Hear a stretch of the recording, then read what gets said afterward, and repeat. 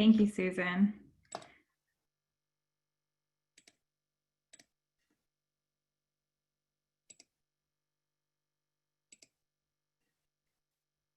Okay, Susan, can you just give me a thumbs up that you can see my screen before I get started? Yes, it looks good. Thanks, Megan. Okay, great, thanks.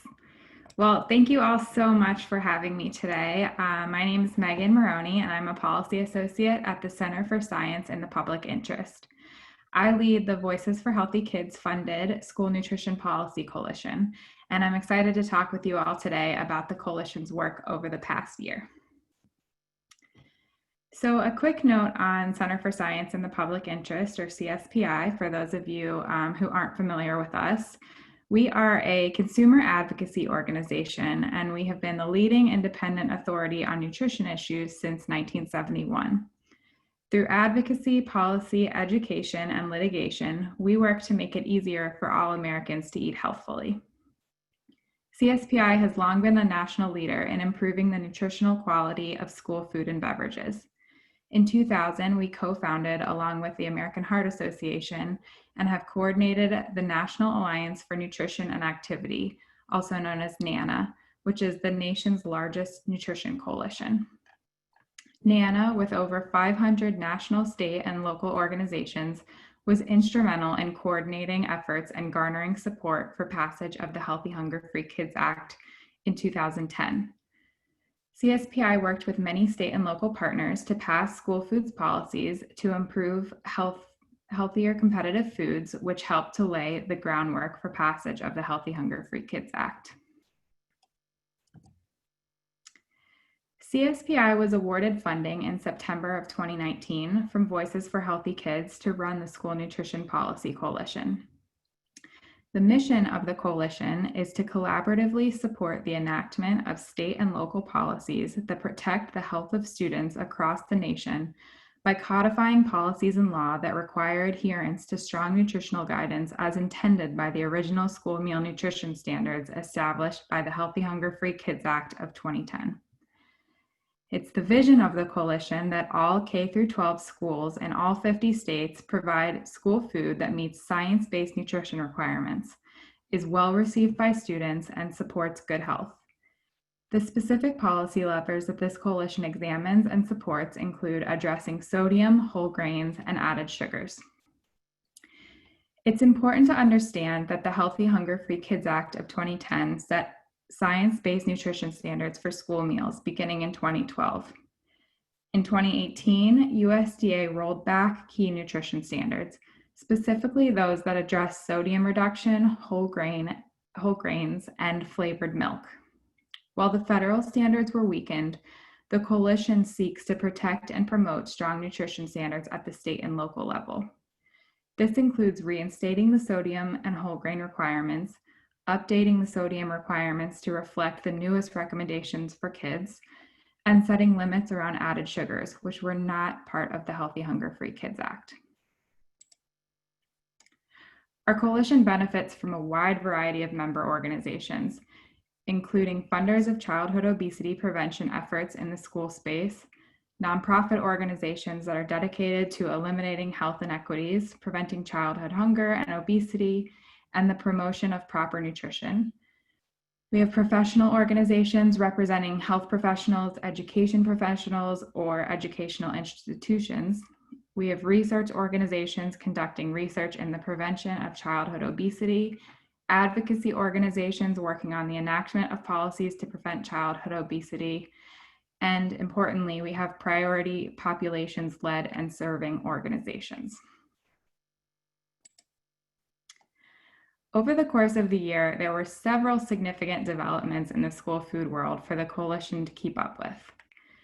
In January of 2020, which seems like forever ago, USDA proposed additional rollbacks to the school nutrition standards, which were titled Simplifying Meal Service and Monitoring Requirements in the National School Lunch and School Breakfast Programs. This added challenge to the work of the coalition to protect strong nutrition standards. On a more positive note, in January, a bill was introduced in the New Jersey State Legislature, led by coalition members, American Heart Association and American Cancer Society Cancer Action Network, that sought to reinstate the 2012 nutrition standards for school meals in New Jersey. Similarly, AB 2949 was introduced in California in February 2020, thanks again to the efforts of coalition members AHA and ACS-CAN.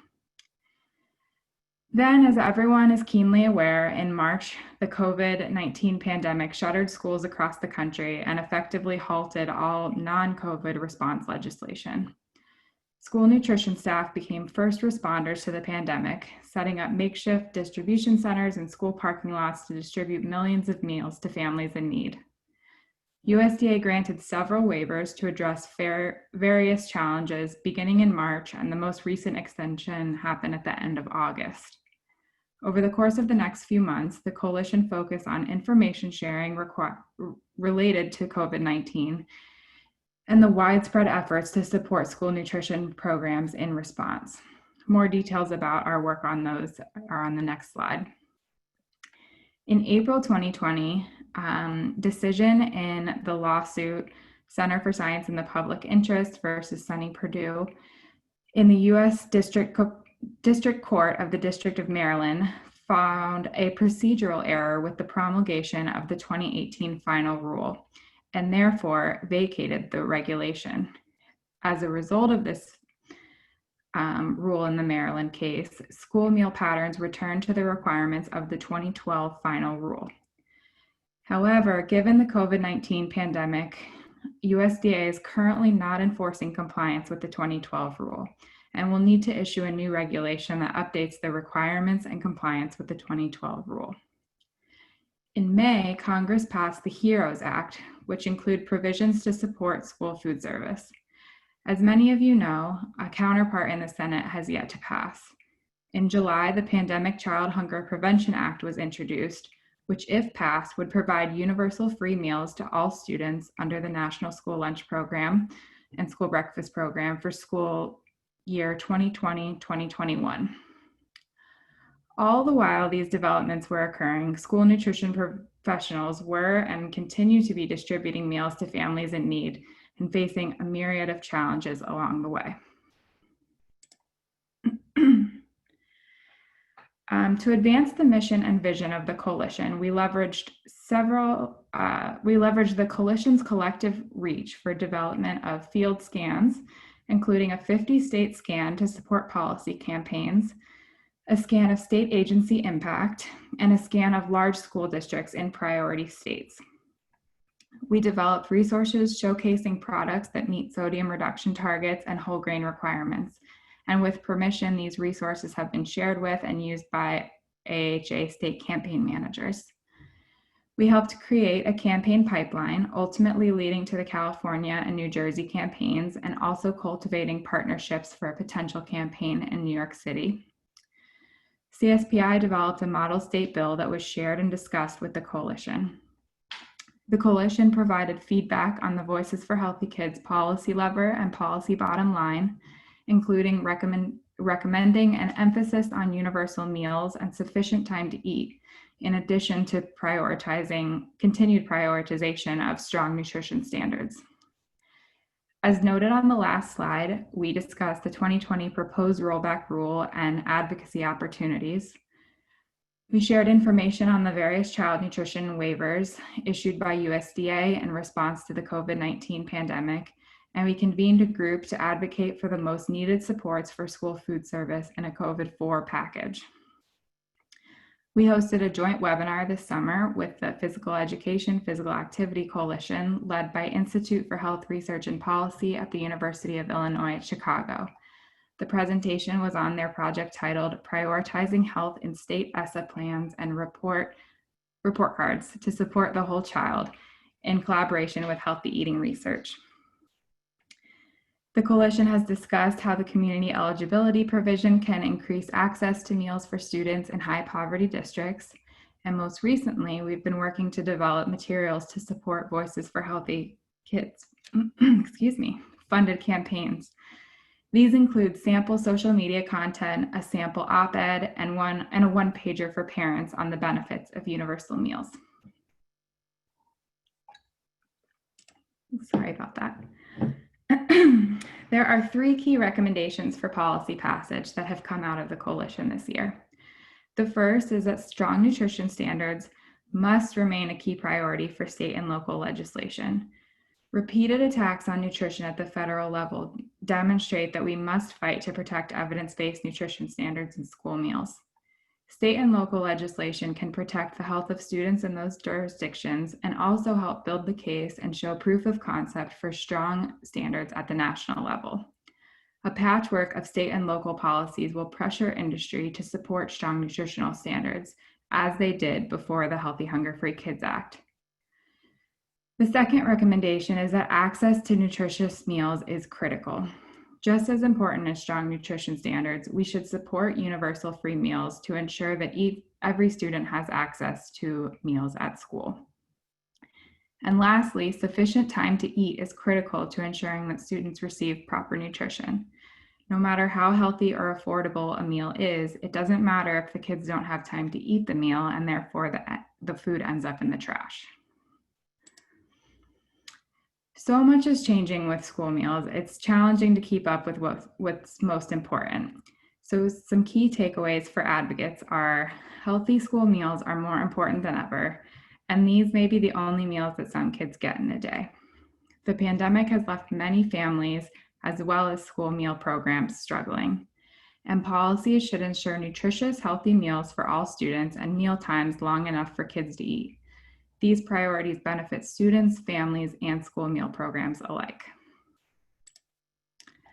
I've noted this before, but some key resources for advocates that have been developed by the coalition or are under development are the policy scans, the sodium and whole grain resources, the model state bill.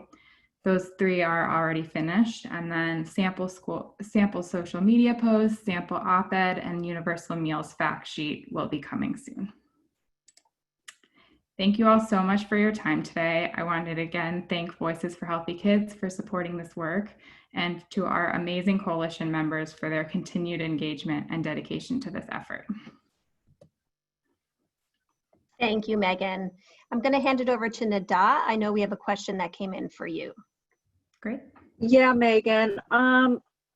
Wanted to know, when I saw these resources too, somebody was asking if if you can give an example of one of the social media messages that might be able to be used by advocates to help them in this work. Absolutely, that's a great question.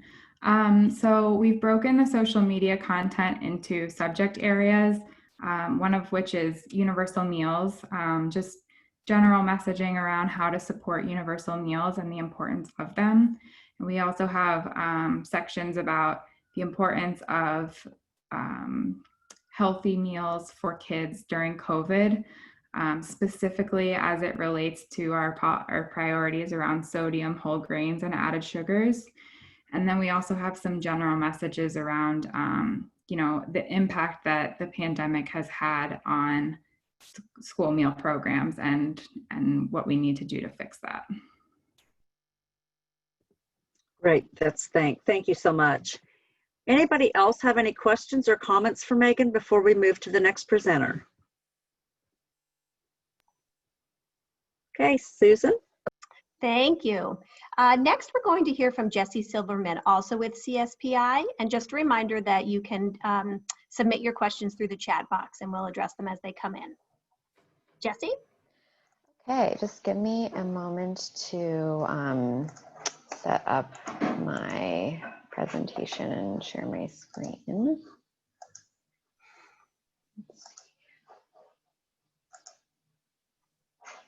How is that working?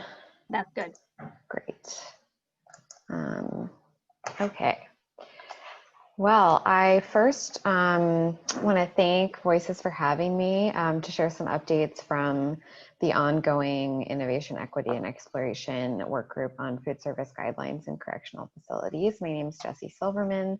Like Megan, I'm also a policy associate at CSPI, and so our slide decks are going to look similar.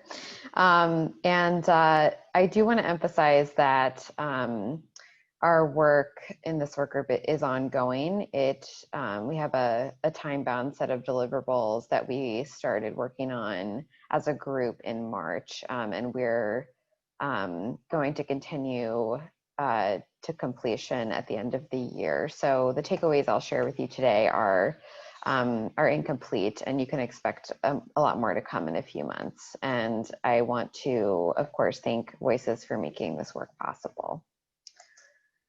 So Megan already took you through the kind of background on CSPI, so I'm gonna breeze through this. Here is just highlights of some of our other accomplishments. CSPI has achieved calorie labeling on chain restaurant menus, getting rid of trans fat in the food supply, getting updates to the nutrition facts label, and as Megan already talked about, our work to strengthen the standards for meals in schools. So before I get into the specifics of the work group, I wanted to make sure that we were all on the same page about what food service guidelines are. So we define them as standards for foods and beverages that are purchased, served, or sold that may encompass nutrition, food safety, sustainability, valued workforce, animal welfare, or other concerns. And in this context, we're talking about guidelines that are adopted by public places, programs, or institutions that purchase, serve, or sell foods, such as correctional facilities, but also they can be applied to places like parks, hospitals, any kind of work site or other residential institution that provides food. And CSPI focuses on adopting and implementing FSG that support good nutrition, specifically by aligning with the dietary guidelines for Americans, sort of as our minimum standard. So the basic rationale behind food service guideline policies is that they increase access to healthier foods in diverse public settings. They leverage public food dollars toward healthier products, which can have kind of a domino effect throughout the food system. And they can promote more equitable access to healthy food if they are targeted toward institutions that serve socially at-risk populations, which brings me to food service guidelines in correctional facilities. So correctional facilities, including prisons and jails and detention centers for adults and youth, are what we term, and what Voices terms, a high dependency food environment, which means that individuals get all of their nutrition from the institution where they're confined, and over 2 million adults and 40,000 youth are incarcerated in the US. And this is an important setting for advancing equity because Black, Indigenous, and people of color are disproportionately affected by both incarceration and diet-related disease. And we found in conversations over the last couple of years that there are major gaps in knowledge among the public health community about the correctional food environment and what the best practices are for those who want to improve it. So I'm going to show you a couple of charts that show the racial disparities in incarceration, just so you can kind of get a sense. So this figure shows the racial breakdown of the juvenile justice system. And then on this slide, the top figure is separated by gender, and that shows the racial disparities in adult prison incarceration, and the bottom one is in jails. So you can see that Black Americans have the highest rates of incarceration, and more so than any other single racial group. And then Indigenous Americans and Hispanic Americans are also incarcerated disproportionately compared to white Americans. Now, CSPI convened this work group in March of 2020 to, as I said, fill a knowledge gap needed to advance equity through food service guideline policies by working toward the following objectives. One, to characterize the landscape of food service policies and practices in adult and youth correctional facilities that are relevant to adoption or implementation of food service guidelines by states and localities, to identify lessons learned from previous and ongoing state and local efforts to implement food service guidelines in correctional facilities, and based on the outcomes of the first two, to recommend model nutrition standards and best practices for adult and youth facilities and activities to address any remaining questions that we identify. We have a diverse group of organizational members of the work group.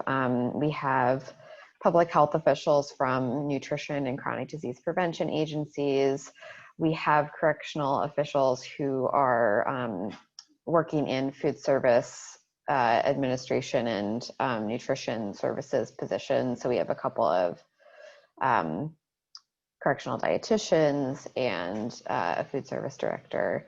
And we have public health advocates like CSPI, like the American Heart Association, prison reform advocates, and researchers who have done a lot of work in this space. And we do have one formerly incarcerated individual and another individual who has a family member who was incarcerated for a long time.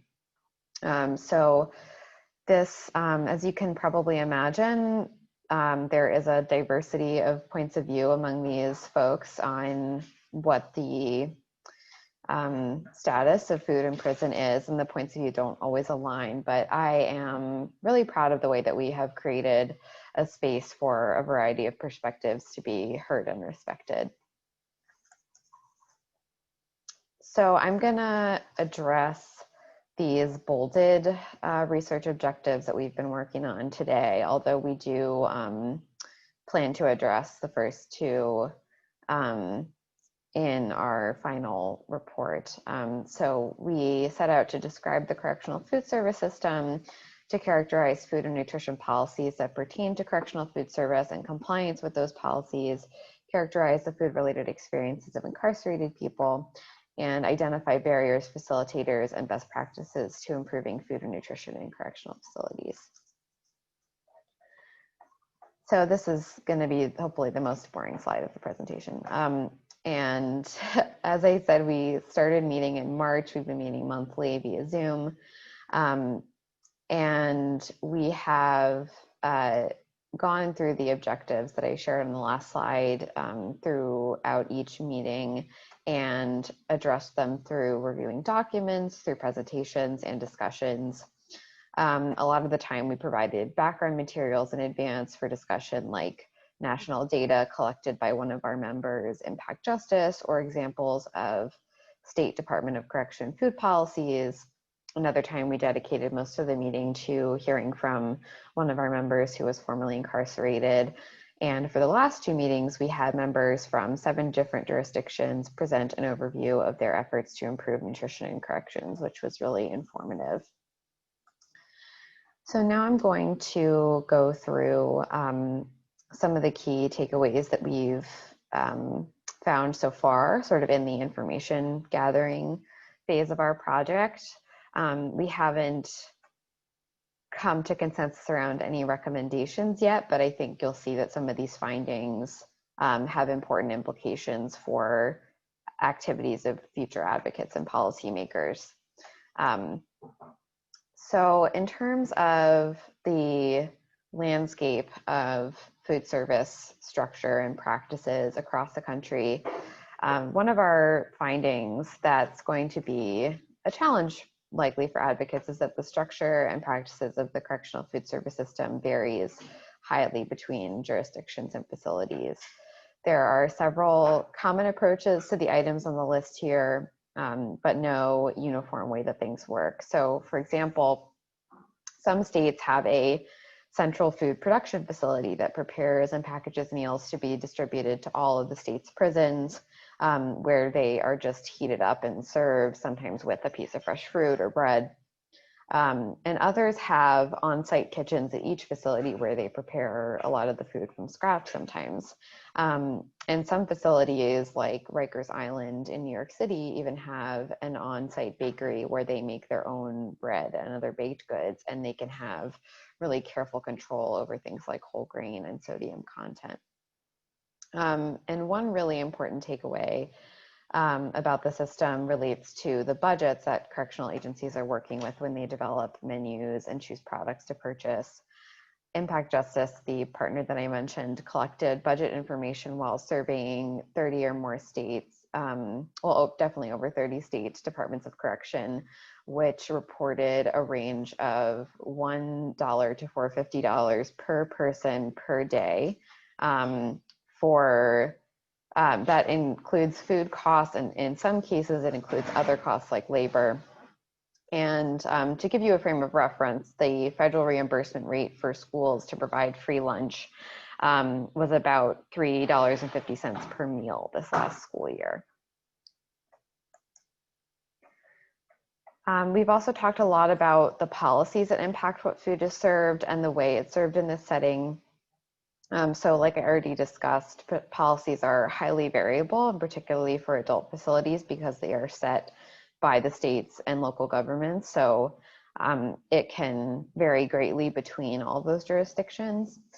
And a lot of correctional facilities like the Federal Bureau of Prisons, a state or city Department of Correction, have internal policies that establish food safety and some kind of nutritional provisions that facilities are meant to follow. And a lot of facilities are also accredited by the Independent American Correctional Association, which also has a set of guidelines for food service.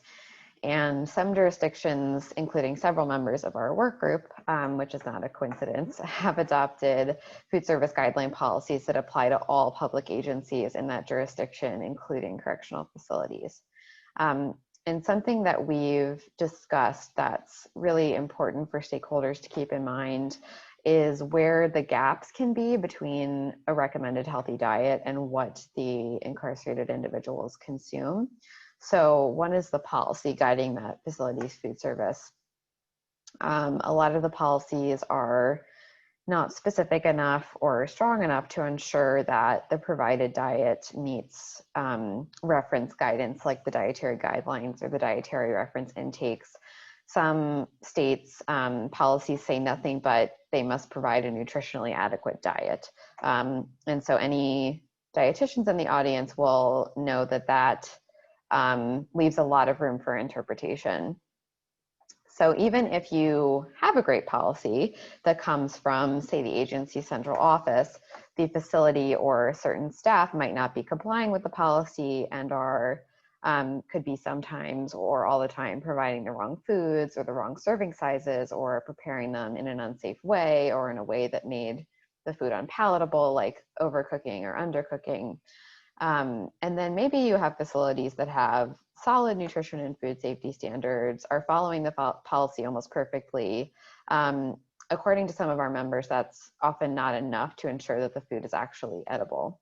And that the quality of the food, meaning the taste, the smell, the visual appeal, those are all really critical to ensure that the food is actually eaten and that the individuals that we're targeting actually get the benefits of a nutritious diet. So for example, maybe all of the fruits and vegetables are frozen or canned, which is completely understandable given the budgets that they're working with. But a lot of people find them to taste inferior to fresh. And so that's just one example. I think there are a lot of other quality aspects that come into play here. And then in youth facilities, it's quite a bit different in terms of sort of what are the leverage points for policy, because a lot of the facilities participate in the National School Lunch and Breakfast Program. Unfortunately, there's not publicly available data on how many juvenile justice facilities participate in these programs, but anecdotally, it seems to be a good proportion of them. And this was participation in these programs is the experience of all of the stakeholders in our group representing youth facilities. And in addition to that, the agency with jurisdiction might have its own policy, and there are also jurisdictions with policies that apply to all the public agencies that would include juvenile facilities as well. So organizations like CSPI view the National School Lunch Program and School Breakfast Program standards as pretty strong, notwithstanding the rollbacks that Megan talked about. We fought to enact them and we're still fighting to preserve them. But you still have the issues of compliance and quality that are not robustly assessed in this setting. And there's also just less attention to the needs of juvenile justice facilities compared to school participants in these federal programs. For example, there's a really big farm to school movement with a lot of resources for schools that want to source food from local farms. But food service directors at juvenile justice facilities report not knowing where to begin to do that farm to institution procurement. And importantly, there's no federal program to provide reimbursement for the dinner meal in residential facilities. And there are therefore no national nutrition standards that would apply. Some of the facilities we've heard from report trying to follow the same guidelines as lunch, but usually there are some relaxations, like bigger portions for dinner. Like I mentioned earlier, we spent one of our meetings mostly taking time to hear from our member who's formerly incarcerated and also from advocates who have surveyed a lot more formerly and currently incarcerated people. And this, I think, enlightened the rest of us in the group that there are a lot of other factors that don't relate to the food directly, but still significantly impact the eating experience while incarcerated. And one important example of that is the time allowed for eating. And we learned that in one California women's prison, each unit of hundreds of women were required to complete each hot meal in 15 minutes, which is counted from the time the first person leaves the serving line and sits down. So every single other person has to both get through the line and eat in the next 15 minutes. So you can imagine that having to inhale basically every hot meal might be unpleasant. And attitudes of staff at the facility level toward the inmates can also override good policies and procedures. Work group members talked about that there can be a lack of accountability for staff to follow policies, which can lead to inmates being served expired food, violations of food safety protocols, and just a general lack of respect for the welfare of people in custody. And we discussed how it's this lack of humanity afforded by staff to the incarcerated population. And I'm not saying this is every facility or every correctional officer, but it was, these were experiences that were described to us firsthand and secondhand.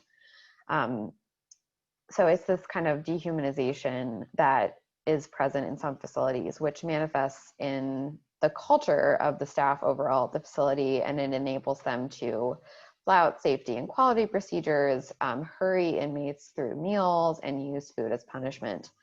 On the other hand, though, positive experiences around food on the inside can be a really important respite from the overall incarceration experience.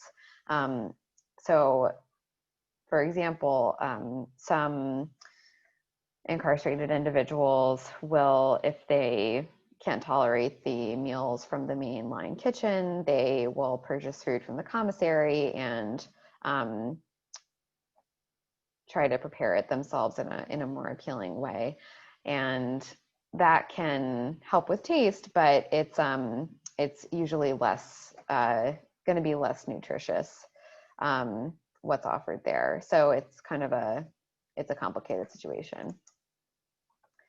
I did want to share 2 examples of progress in this area that we heard about from some of our members, and we heard from a bunch more at our meeting yesterday that I didn't have time to incorporate into this presentation, but I just wanted to highlight these 2 for the moment. One example is in the city of Philadelphia, which established citywide nutrition standards by executive order in 2014. And then a couple of years later, they established a new contract for a food service provider and commissary provider for their Department of Prisons. So they have a third-party company provide the food service there, and they included the nutrition standards in those contracts to increase accountability and to kind of set out from the beginning of that contract with an expectation that the provider would follow them. And they worked closely with the Department of Public Health to increase servings of whole grains, reduce sodium in the meals, eliminate trans fat, reduced pre-breaded fried products, and they also managed to increase the food budget to accommodate some of these changes. And they increased healthier offerings in the commissary. And I also wanted to bring up the example of Washington State. I think Chris Mornick from Washington is on the call today. So I'll give her a shout out and thank her for sharing with the group. Similar to Philadelphia, Washington also introduced statewide healthy nutrition standards through executive order several years back. And in the years since, Chris and her colleagues at the Department of Health have worked with the Department of Corrections to offer healthier commissary options and bring mainline menus into alignment with the dietary guidelines for Americans. So they've made a ton of progress and have really have developed some valuable insights and lessons for others who are interested in these in similar efforts. And we're also integrating lessons from New York City, from the state of Oregon, from a group called the Farm to Prison Project that works in Maryland, and from an effort in a juvenile justice facility in Multnomah County, Oregon, excuse me, which is where Portland is.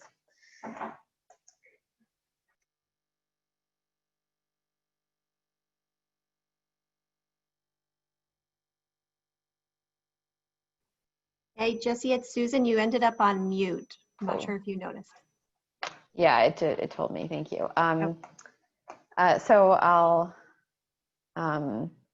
restart my notes for the slide. There were a number of common factors that we heard across the jurisdictions that have been trying to make improvements that were important in facilitating or inhibiting the success of that progress. And there were two really key barriers that kept coming up over and over again. One is costs and other resource limitations, and security is the other. And those are kind of invariably the primary reasons for not being able to make a change to improve quality. Fresh fruits and vegetables are one of the things that keeps coming up because they are relatively expensive. They need a certain amount of space, equipment, training to prepare.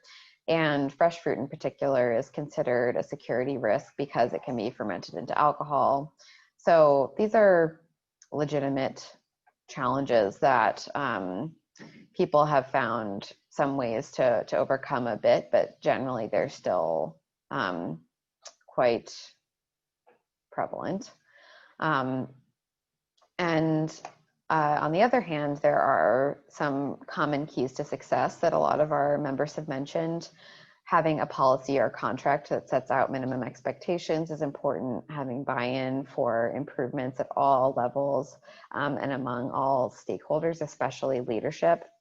Having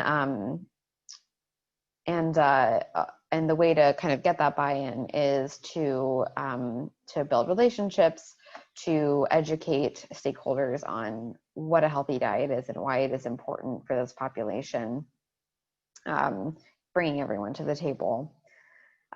Input from the incarcerated population is really important, again, because what is the point of a healthy diet unless people are willing to eat it consistently?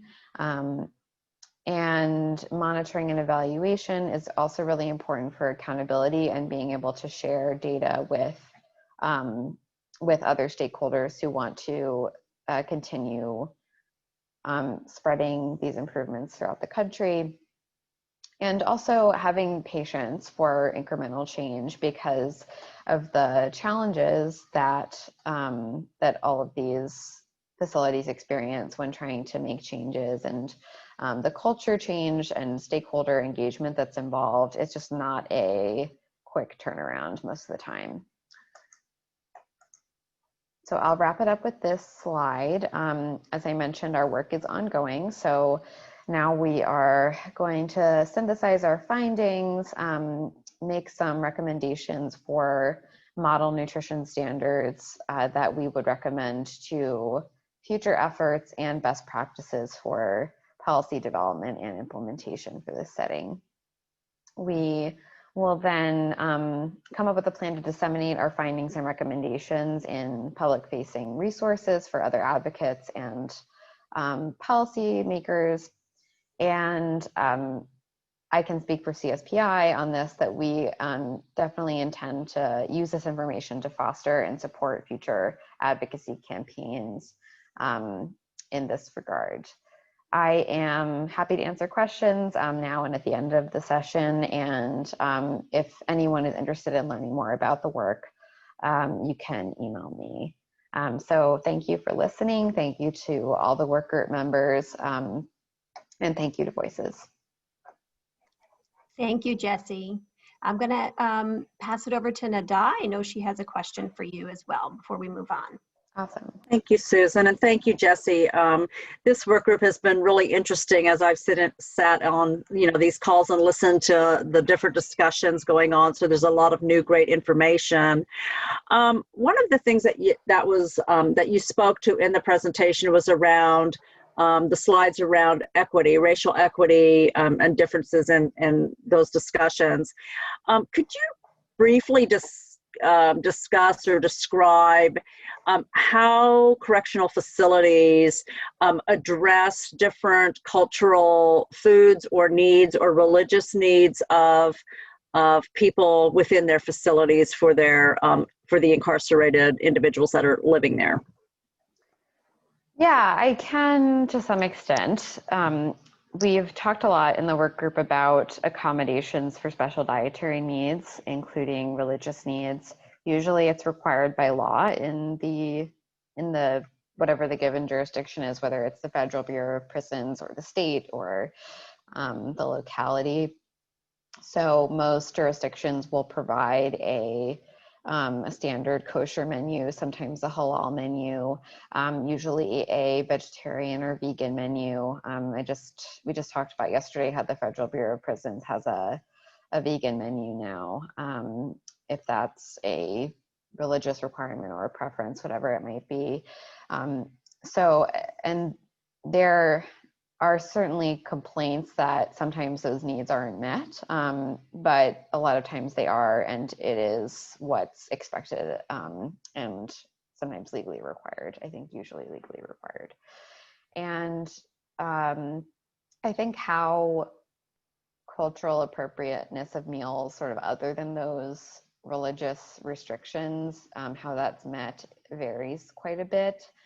I know that this is at the top of my mind because we heard this presentation from the Bureau of Prisons yesterday, but they were saying that their facilities in Puerto Rico have a slightly different menu to accommodate the local foods that are, because the standard national menu wouldn't really be culturally appropriate for folks who are incarcerated there. But I think that it's certainly an area that could use more thinking and more work. Thank you so much. There is another question that has come in, and this individual wanted you to know that great presentation. And the question is there any health impact data coming out of Philadelphia pre and post policy change that you're aware of? Not that I'm aware of. I think it's tricky, especially in a place like Philadelphia, because it's really a pre-trial jail system. So the sentences are short, and you are not going to be able to have the kind of time that you need to follow each individual to kind of see those changes happen. And I'm not sure if they've made any effort to connect those dots. Okay, thank you so much. Anybody else have any questions? Please put them in the chat. Okay. We're good, Thank Susan? you.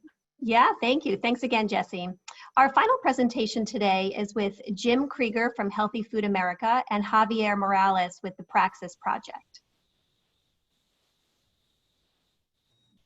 Great. Well, I'm happy to jump in and kick this off along with my colleague Javier.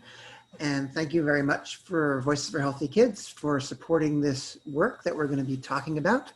We're going to be talking about sugary drink taxes, and particularly about how to center tax design and talking about taxes with an equity frame. Next slide, please.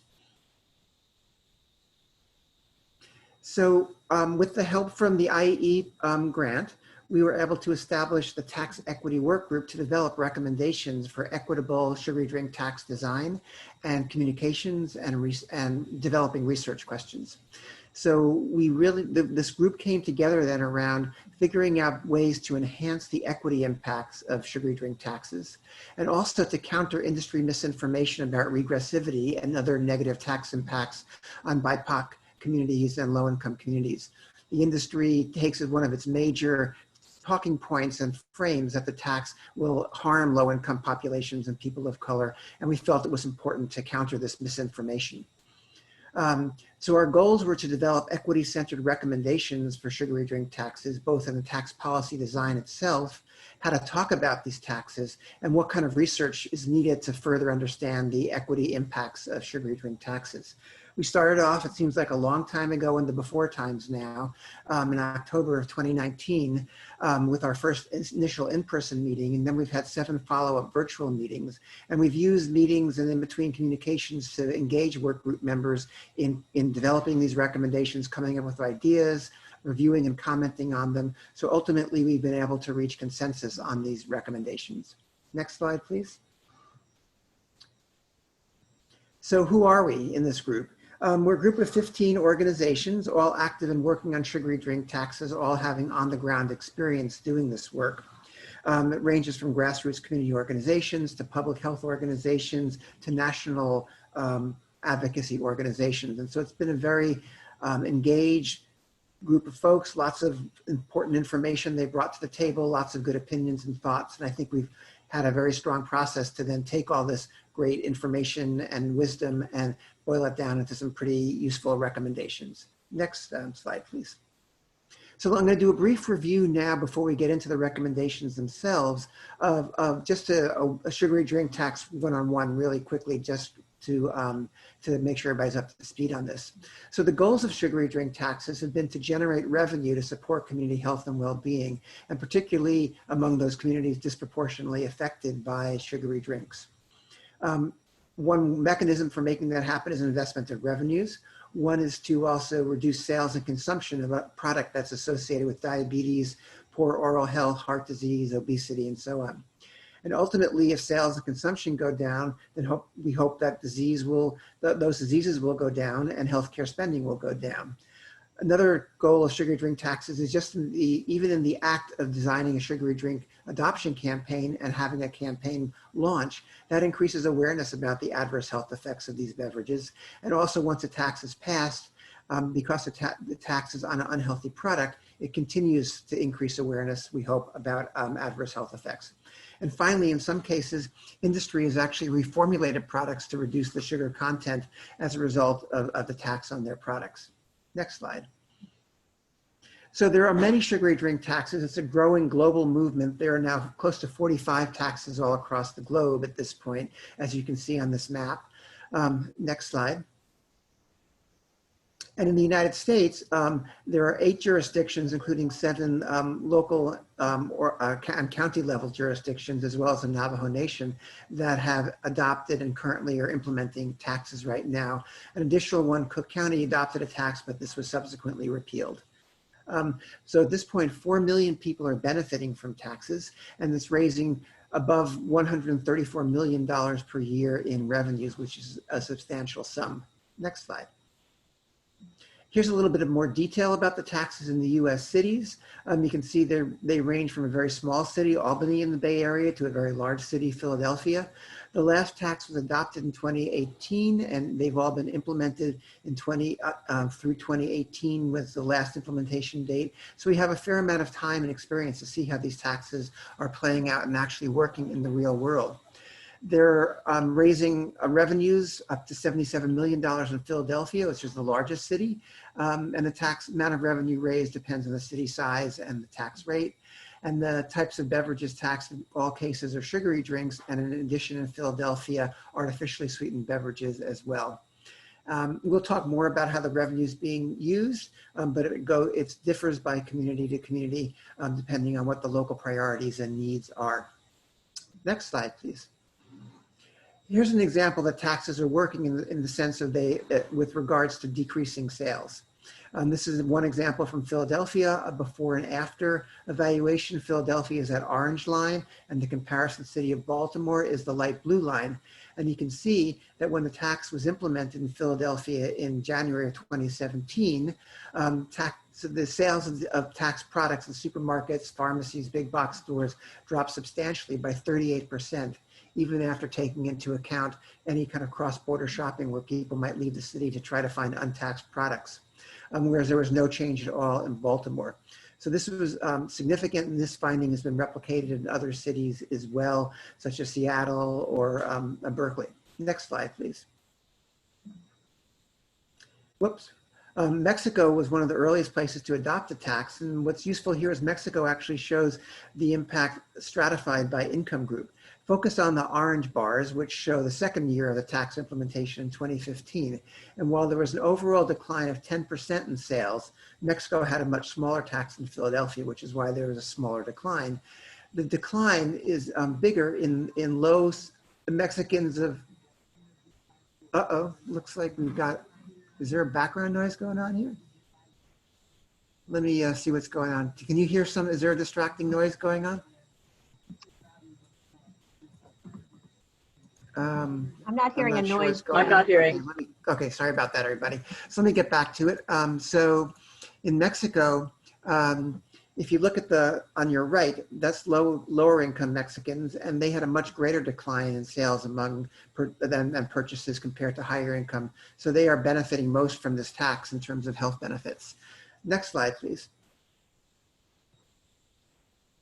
We don't know health outcomes, though, for taxes in the US because they haven't been around that long, and it might be difficult to attribute any change in health outcomes to a tax per se because so many factors affect things like diabetes and obesity and heart disease or oral health. So we have to rely at this point on modeling studies to predict the health outcomes to see if low-income people would benefit differentially and more than higher income people. And what the modeling studies tell us is that it's expected that taxes will reduce weight more in low-income people than high-income people, equal effects on obesity, more lives saved among low-income populations, and more deaths prevented among low-income populations compared to high-income populations. So there's a pro-equity health outcome effect that the modeling studies show us right now. Next slide, please. I'm going to turn it over to Javier to talk a little bit about tax revenues and how they're being invested at this point. All right. Hi, everybody. I'm Javier Morales, Executive Director for the Praxis Project. We're a national organization that works with base building groups to advance health justice and make sure that community and equity are at the center of policy and practice. And I'm coming to you from Berkeley, California, traditional lands of the Ohlone people. And the sun behind me was actually about a week ago or 2 weeks ago when we had all the smoke. That's a real picture. And you know, I was looking at the participant list, and I feel like I'm talking to all my friends. So my stress level went way down as I saw everyone's name. So I'll just start there. On this slide right here, you know, it's ironic that Jim's handing it over to me right here because this is actually his research and Christine Madsen's research. You know, they've been tracking revenues generated by sugary drink taxes across all sites in the U.S. that have passed a local sugary drink tax, and you don't really have to worry about all the detail here because you're probably going to download the slides, and Jim will probably release a paper that will have all of this in better context than what I'm giving right now. But the point that I want to make is, next slide, please. is this right here. And, you know, across all of the sites, all of the cities, you know, you see Albany, Berkeley, Boulder, Oakland, Philadelphia, San Francisco, and Seattle, you see how they are spending their funds as, you know, as a proportion of total funds, what proportion they're spending, what percentage they're spending in each of these areas. And as you look down below, you know, early childhood development, access to healthy foods, preventing and managing chronic disease, and so on. And the point I'm trying to make here, you know, is really that I wanted to show where investments made possible by sugary drink and soda tax revenues are going by city.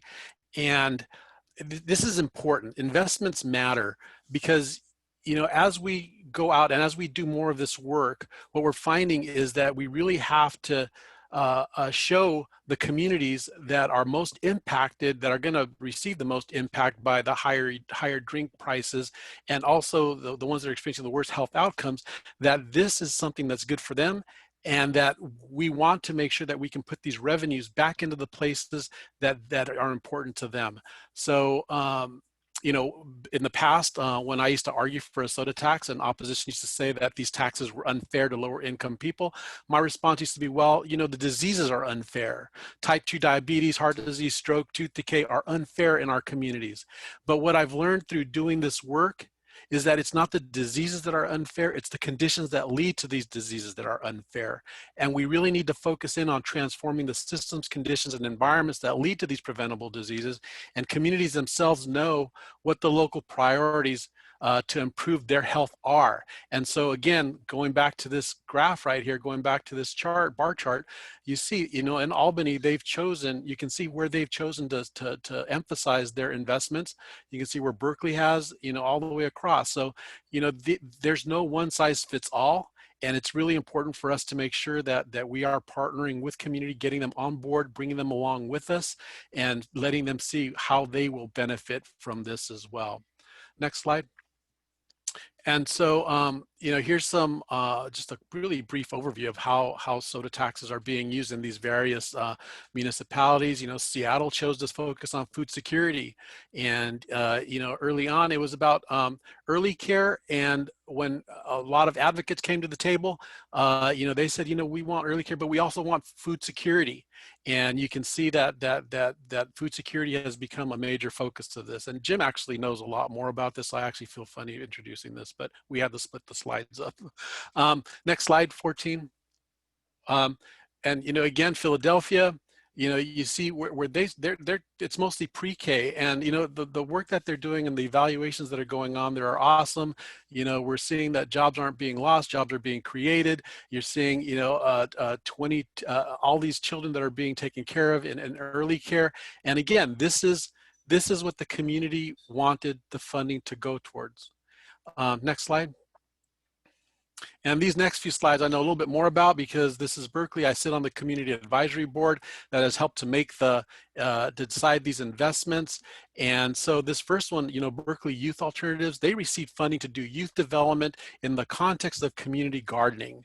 These young folks learned about nutrition, gardening, and while they were developing leadership skills. And in the language of Silicon Valley, you know, we are stacking our impact, because not only are we advancing nutrition, education about nutrition and healthy behaviors and drinking more water, but also the leadership that comes out of this that really positions these youth to be able to go on to more be more competitive for college.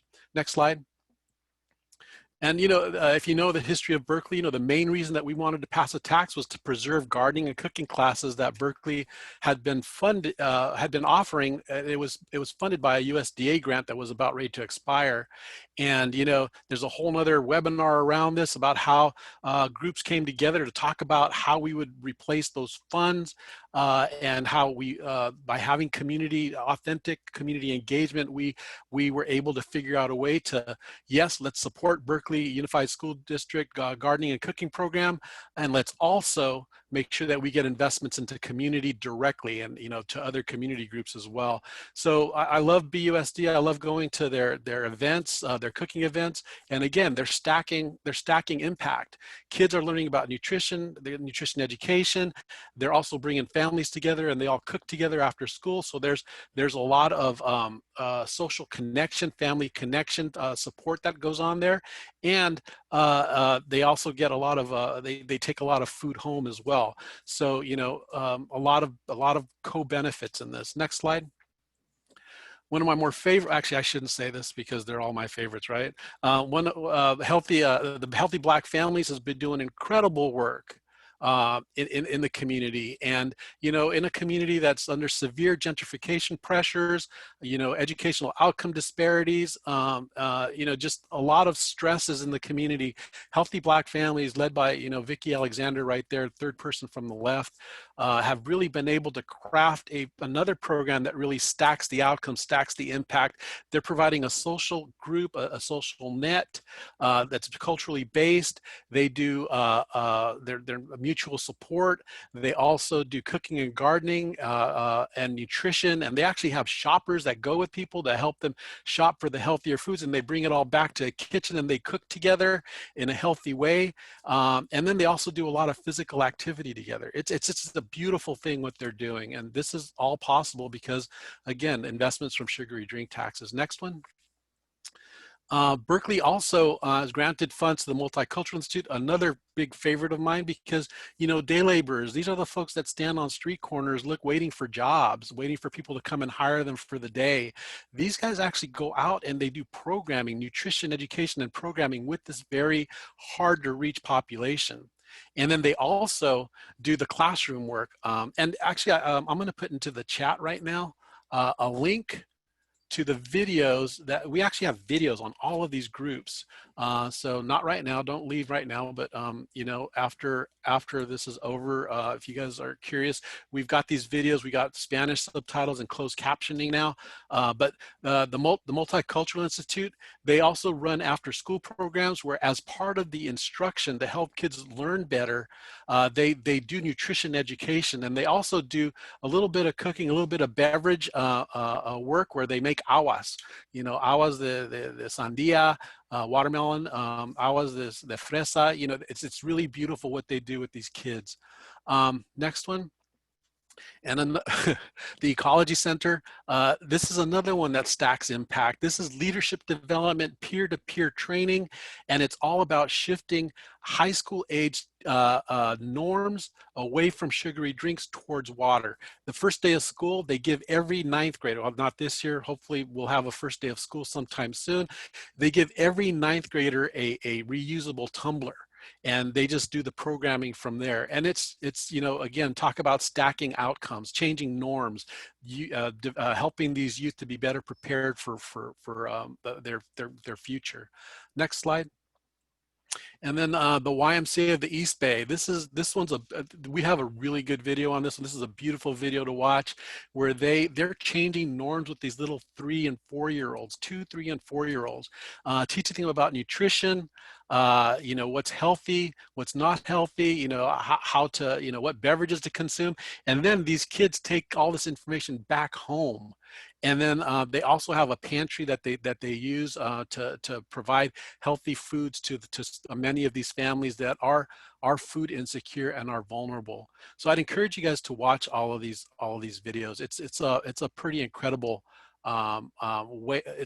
It's very meaningful when you see how these funds that are made possible from a soda tax are being invested back in the community. And as hard as it's gotten, as I don't know what the right word is, it's getting the opposition that we have to go up against requires us to make sure that we have all of the partners that we can bring to the table, and the folks that are receiving that have the potential to receive the benefits from these investments. That's a huge constituency that we need to be bringing to the table, because if we don't go and show them why this is important for them, the beverage industry is going to go in and make their predatory, manipulating arguments. And so it's better for us to work with community, bring them to the table, show them how these investments are going to work for them, and that's how we're going to get to better health over the long term.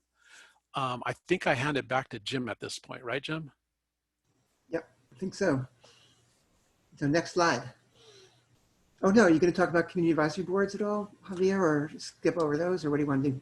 Well, community advisory boards, you know, this is how, I'll speak to Berkeley. I mean, Jim, you can probably talk about Seattle, but this is where the rubber meets the road, because during the campaign to get a sugary drink passed, you know, there's a lot of promises that are made.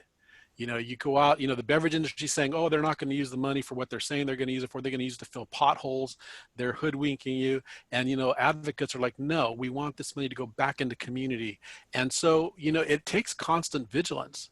It takes constant vigilance. And I hate to have to say that, but, you know, there are a lot of pressures. And right now under COVID, you know, very appropriately, there are many pressures for funding right now. And, you know, and many of the different sites are actually using funds to help for some of the COVID relief, which is great. But we want to make sure that these funds go back to original intent as well, because there were promises made to communities that back this, about where the funds were going to go, and we need to honor that. And these community advisory boards, they set up the request for proposal processes that make sure that you abide by what you said you were going to do. You still meet the law, the measure language, the regulations, and then also you look at the implementation and you make sure that it's being implemented true to the design, and then you do evaluations to see how to improve the process if it needs improving, or how to make sure that, again, you're getting the most impact for the funds that you're putting out. So Seattle has a community and not all cities have community advisory boards. And again, this is one of these things where not one size fits all, but I found in the research that or the observations that I've made, that community advisory boards are a very important process. They hold cities accountable, and they make sure that the measure meets the original intent. Can you go to the next slide? And again, Jim, I'm sorry. Do you want to just say something about this? Because I mean, this is you. Yeah, no, I mean, I just, you know, follow up on what Javier said. Community advisory boards can be a powerful mechanism, particularly if they're written into tax legislation, to assure community accountability, particularly if the composition of the community advisory board represents community authentically, and we can talk about that later in our recommendations. But also going beyond even the people who are on the community advisory board, a number of the boards have launched other processes to bring more community voices into the discussion. Seattle, for example, did a community-wide survey and hosted community forums to bring more voices to talk about what the priorities are for revenue investment in almost a participatory budgeting process kind of like approach. That's all. Next slide. In Berkeley, Boulder also has, and here's the different characteristics for the Boulder survey. And again, you'll see that there's nuanced differences on how people do outreach. Next slide. In Berkeley, we were under the gun. You know, we passed our tax in November of 2014, and you know, we supposedly were supposed to launch the tax collection on the January 1st. We had to delay that to March just because of logistics. And you know, March 1st, the beverage industry was already out with their marketing and their communications and their PR, saying that our tax had failed, and we hadn't even been implementing it, and they were already saying that our taxes were failing. And so, you know, we were under the gun, and so we probably didn't do as much outreach as we should have, the way that Jim just described, you know, going out and getting more community interest. But we do have very strong, grounded community folks that are on our commission that we're representing, and also we needed to, again, work more quickly to get our first grants out. So you can work with a little bit of speed when you have a small group of people that are like-minded and all working very, you know, in step together. Next slide. Okay, so I'm going to transition now to the recommendations. This context is really important because the community, our tax equity work group reviewed the roles that communities have played and tried to draw on the experience that all of us brought to bear from the work in our communities across the country into designing these recommendations. Next slide, please. So one thing that we concluded is it was very important to come up with a framing of taxes as a policy that benefits low-income communities. And we concluded that when a tax is properly designed, the tax benefits people from these communities most harmed by industry and the unhealthy products that it sells. And that when a tax is properly designed, as we've seen great examples of now, the revenues go to the most impacted communities. That community advocates are engaged as leaders in designing the tax itself, as well as its adoption and implementation and how money is spent. And that it not only puts money into the community, but that money is used to build community capacities. It's used to change attitudes and norms, as you saw from some of the Berkeley youth projects. It builds a healthy infrastructure, leading to long-term and long-lasting benefits for community. So it's not talking about taxes as not being regressive. It's moving away and not giving industry that opportunity to frame it on their terms. It's framing it on our terms, that a sugary drink tax is a policy that benefits low-income communities. Next slide, please. A few definitions so you can understand our recommendations a little bit better. And I won't read them all in detail. They'll be there for you later, but we felt it was important to define equity in the context of this work. Equity is a very context-specific concept. In this case, we felt that it's that everybody has a fair and just opportunity to thrive, and that there's a fairness not only in the outcomes of what a tax produces, but also the process of the way the tax is adopted and implemented. And that it addresses these contexts, the community conditions that underlie inequities, not just the manifestations, as Javier alluded to, of the diseases caused by those underlying structural and systemic conditions. We also thought it was important to define what an impacted community means, because that's who needs to benefit from the tax. And this is one that's experiencing inequities in health conditions associated with sugary drinks that are caused by underlying community conditions. Next slide, please. Some of the highlights of our recommendations before I go into the nitty-gritty of them is that the impacted communities need to be the full partners in a decision to pursue a tax in the first place, and that each step of the tax policy process needs to have communities involved as leaders, whether it's tax design, adoption, implementation, or revenue allocation, that the monies get invested in impacted communities, and that the investments are equitable. Next slide. So what are the specific elements? What we did is we came up with specific elements that jurisdictions that are considering adopting a tax might want to put into a tax bill or legislation and consider as they write up their ordinances and their bills. So these specific recommendations are the following that I'll share with you now. Next slide. So first, it's very important that the legislative intent, which lays out at the beginning of the bill why the bill is being adopted, makes equity a priority goal for the tax. So it's really explicit and upfront that this tax is a tool for promoting equity. The second is that the bill needs to explicitly discuss how revenues will be invested in impacted communities, and so that the revenues need to reflect the values, the needs, and priorities of these communities, and that the revenues need to address the social and economic determinants of health that cause health inequities and in these preventable conditions. Next slide. We also think that it's useful to specify some sort of evaluation in the taxes and to figure out how equitable are the taxes in their implementation. What's being funded? Who's benefiting from funded activities? What are the benefits of the tax, not only the funded activities, but any multiplier effects such as jobs, and as well as sales and SSBs and their consumption? And are there any unintended consequences that need to be considered that might threaten equity?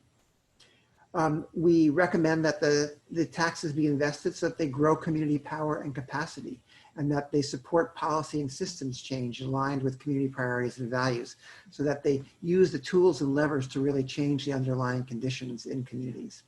Next slide. As we've already alluded to, there are ways to really make sure a community has a leadership role in revenue allocation, whether it's through advisory processes that are led by people from the impacted communities.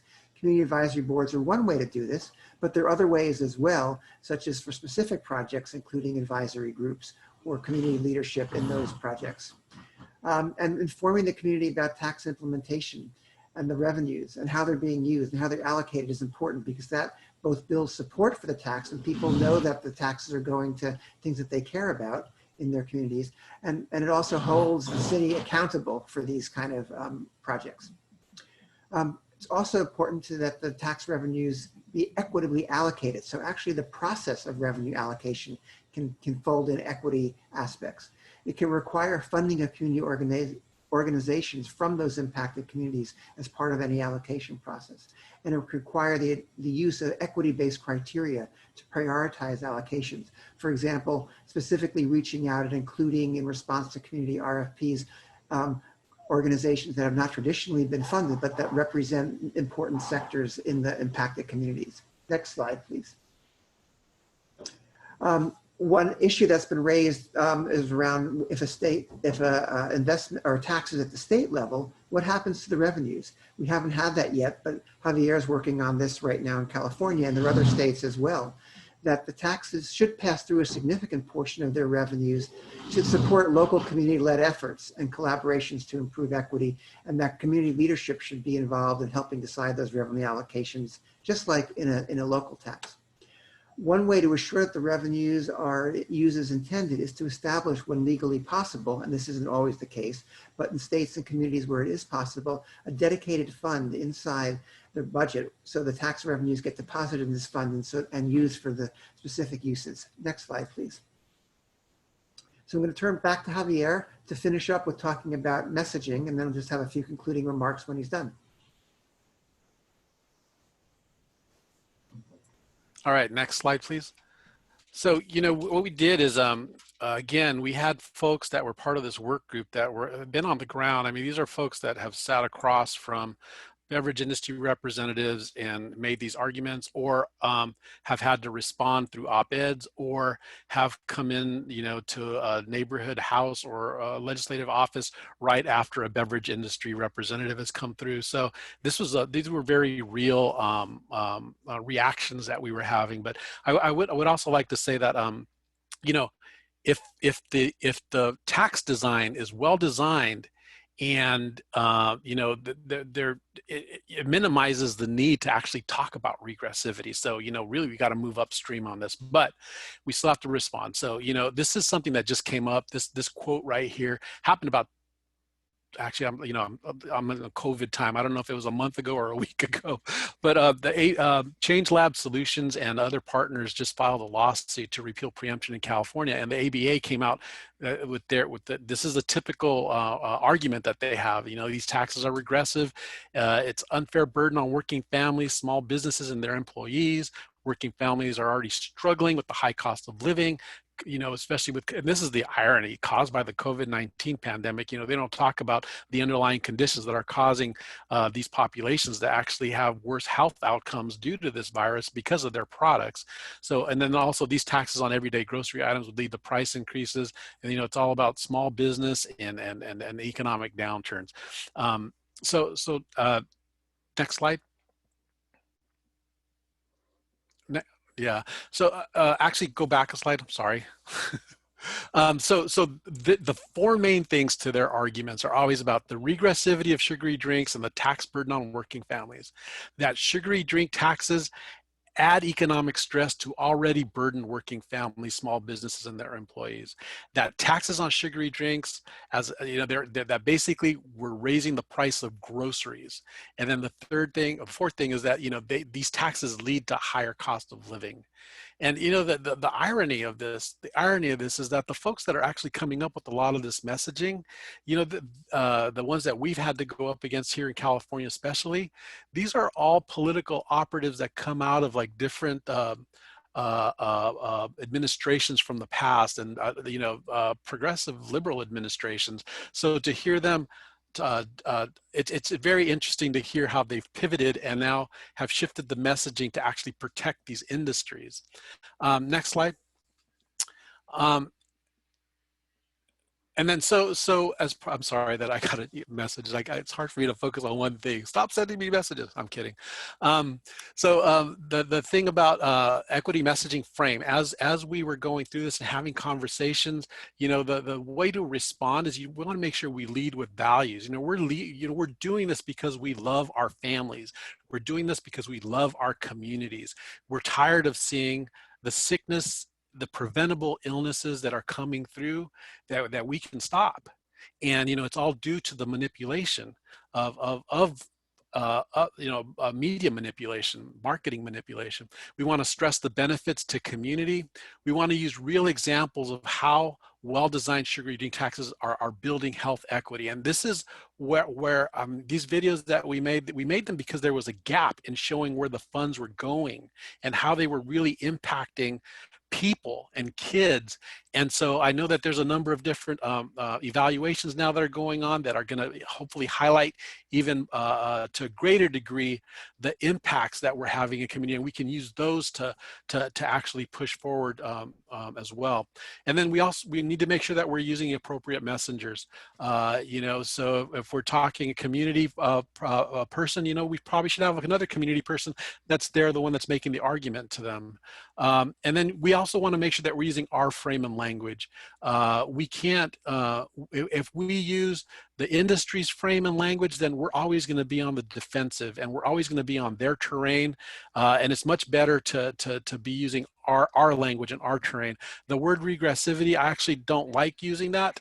I'm only using it right now in the context of this presentation, but the advice that I've been given and what I agree with is really, we need to be talking about fairness and unfairness, and that's the frame that I use. I don't use regressivity, because when we talk about regressivity, we're on their turf.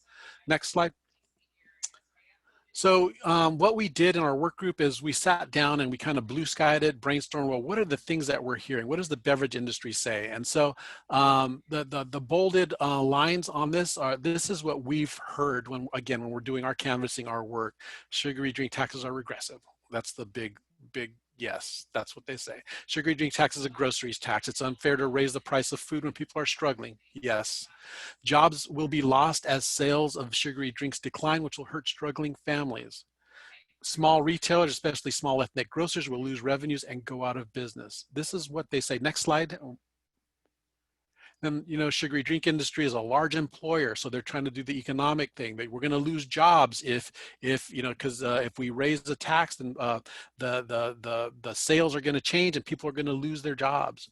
The next one is, sugary drink taxes will result in job losses, which will hurt struggling families. It's the same, almost the same argument.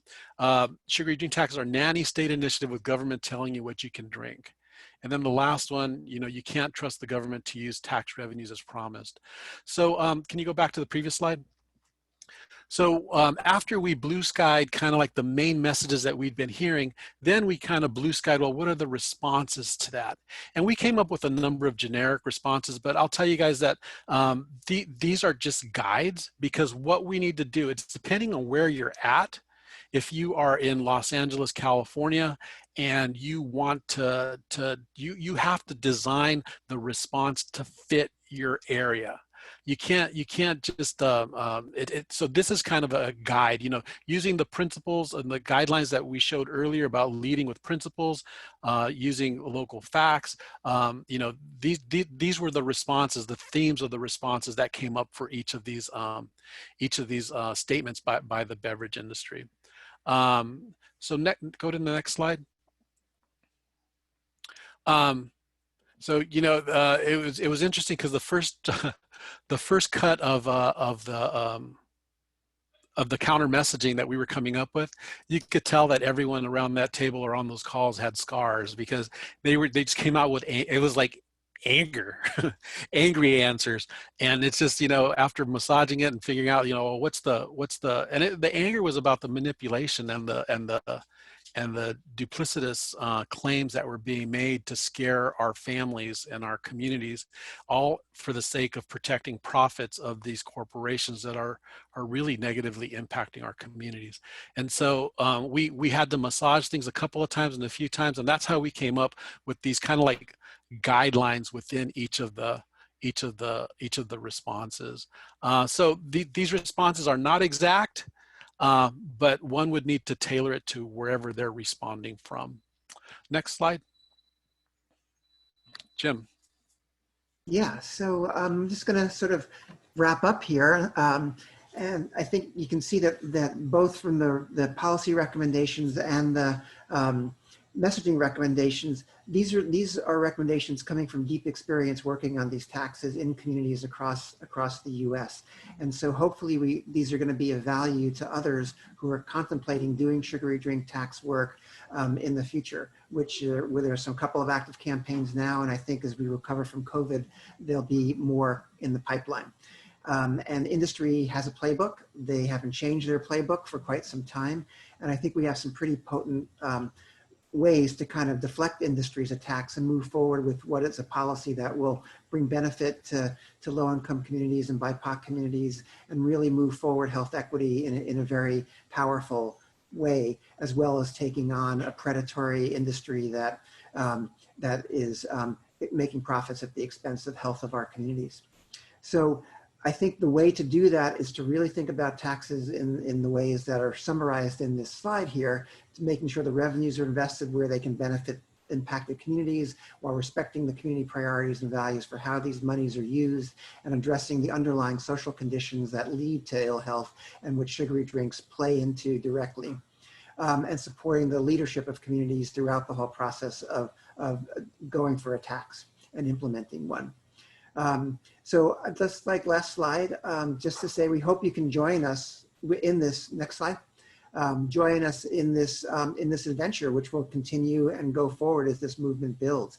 Particularly if you know anybody that we should be sharing these recommendations with, please let us know and we're happy to share them or share them yourselves. And we also are in the process now of collecting endorsements for these recommendations, particularly on the policy recommendations. And so if you think your organization would like to join the growing list of 15 plus organizations that will be endorsing these recommendations, please, the more the better, because that shows the strength of the movement and the strength of this work as a pro-equity and pro-justice movement. So appreciate your attention, and we're looking forward to any discussion points or questions in the remaining time. Thank you. Hey, Jim, I didn't get a chance to thank Voices. Thanks to Voices for all their support on this. And then also, we should probably thank Kirsten, whose name is on here, who's going to receive the outreach if anybody reaches out. Kirsten's been an incredible organizer and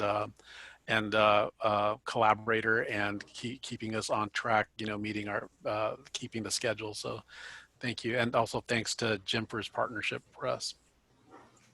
Yeah, thanks for bringing that up. Thanks, Jim and Javier. I know we have a question, so I'm going to hand it over to Nada to give you the question. Sure. Thank you so much, Susan. Thanks, Jim and Javier, for that great presentation. There are actually two questions. So I will start with what might or might not be the easier one first. You talked earlier in the presentation about health outcomes and, how the reduction of sugary beverage use and this could benefit individuals who are at highest risk for different kinds of chronic diseases, such as diabetes, et cetera. Is there anything like in Philadelphia, have you seen any specific health data outcome as a result of the work and that they've done? And it may have been earlier and it was just missed, but wonder if somebody could speak to that. Do you want me to take that one, Javier? Start? I think you have more data on that. Okay, yeah, let me take a crack at that. So no, there's no health data from actually any sites that have adopted sugary drink taxes, and that's totally predictable that there wouldn't be. This is early on. It's going to take several years to play out for reduction in sugary drinks to ultimately affect diabetes outcomes. And so we wouldn't expect to see something only a couple of years into tax implementation and reduced consumption. But I think also we have to also temper our expectations about what research is going to be able to show about health outcomes. Because if you think about a condition like diabetes, there are many, many factors that are going on all at the same time in any given community that might influence diabetes rates. And to tease out a specific effect of a tax, a single policy, is very challenging from a strictly scientific and research perspective. So while we might see rates of diabetes going down in communities that adopt taxes, and I would expect and predict that would be the case, that's what the modeling studies would indicate, it's going to be hard to prove that concretely. So I think we need to pivot when we talk about this, and while we say that we expect health outcomes and benefits to be a result of the taxes, we also know that the way taxes are being invested and the way that sales are dropping are quite likely to predict and produce good health outcomes. And that those who are going to benefit the most from these are low-income people and people of color. Sure. Thanks so much, Jim. Can I add? So also, we know that, I mean, it's duplicitous and disingenuous the way the beverage industry comes in, and what they do is they show that their soda consumption, they do that. I mean, I've come into legislators' offices right after they've left their leave behinds, and it's a graph that shows obesity rates of people with obesity going up, and sugar and soda consumption going down. And really that's just obfuscating everything that they confuse everything, because it's just about sugary drinks. I mean, it's just about soda. It's not about all sugary drinks. But more than that, you know, what we're seeing in Berkeley, and we need to be stronger about our programmatic evaluation. What we're seeing in Berkeley is that we are having a shift with our children. Where you go in and we're having a shift of behavior with our children and with their parents. Now, again, this isn't the Jim Krieger level of rigor that's required. That's why I'm saying it, because it's an observation, it's anecdotal, but we need the evaluators to catch up to us. But the problem is, you know, we didn't get here, you know, in 1 year or 2 years. If you look at the obesity epidemic, the diabetes epidemic, you look at all of this, it didn't happen in a 1 year period. It's happened over a long period of time. And, you know, our evaluations we're going to have some really smart evaluators come in that can help us to design meaningful research that can show the steps that it takes to get to better population level health in these areas where we are passing soda taxes. We know that just the engaging in a campaign to pass a sugary drink tax, like that shifts a lot of the behaviors in the area as well. So again, this isn't the Jim Krieger level of rigor, but we just need the evaluators to catch up to us. Sure. Thank you, Javier. There is another question for you that's come to us, and it's, is there concern that government will become reliant on sugary beverage tax revenue to fund important community health programs and become reluctant to further reducing consumption rates in the future? You know, my experience of the governments that I've worked with in communities is no, is the answer to that, because the drive for them is improving health and well-being of their communities. And so if consumption is going down, that's great in I think in their minds. I think also most of the tax rates currently set actually don't maximize either revenues or maximize effects on sales and purchases. The cities actually who currently adopt the taxes could raise the tax rate higher and actually still generate even more revenues than they're raising right now, and further reduce consumption. There is a kind of a tipping point when revenues start dropping because the tax rate is so high that there's, and it drives down consumption so far, but you don't hit that point till more than like around 3 cents per ounce, and none of the taxes are anywhere near that. And politically, I think nobody would think of doing a tax rate that high. So I don't think there's risk. The other argument that industry makes is that tax revenues are going to go down because people are going to continue to drink less soda, and therefore it's an unstable funding source for important community programs, and that's total industry nonsense. What happens when the tax gets passed is that there's a one-time drop, as we saw in that Philadelphia slide, in sales, and then it plateaus out at a new but much lower level. And so it's actually been a pretty steady revenue source for the year 1, year 2, and year 3 after the tax has been adopted. It's not like the revenues are dwindling. So there is continued ongoing support at a pretty constant level for all these important community investments that we've been talking about.